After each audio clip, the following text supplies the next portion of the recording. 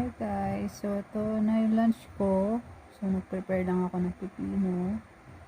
And maliit yung lalagyanan natin. So nilipat ko na ng konti.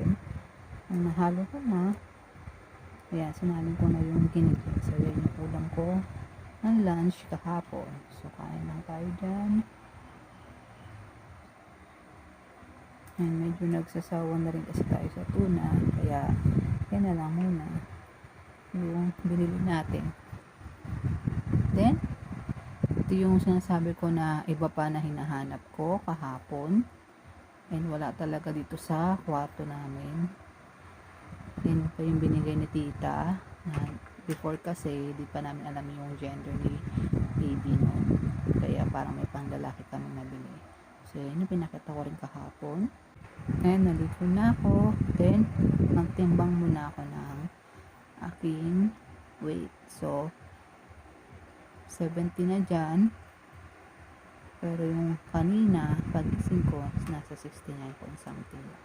So, ito na yung itsura ng langit ng hapon. And nakauwi si daddy, yung dala niyang pasalubong na parang french fries na matamis. And luckily, thankfully, nakita na ni ate. Nandun pala naiwan sa kwarto ng kuya ko kasi nung nangupahan kami before kasi pinagawa tong bahay.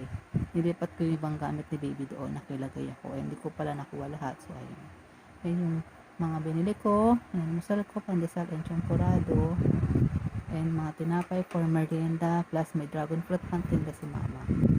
So, yan. 33 weeks na tayo. Thank God. Okay naman si baby. Ulit, malikot. And bumili ako ng pechay. Dapat pakbet ang bibiling ko kaso naubos na yung pakbet. So, kinuha ko lang yung mga sinampay na nilaban ko kahapon. And, tupi-tupi lang tayo saglit.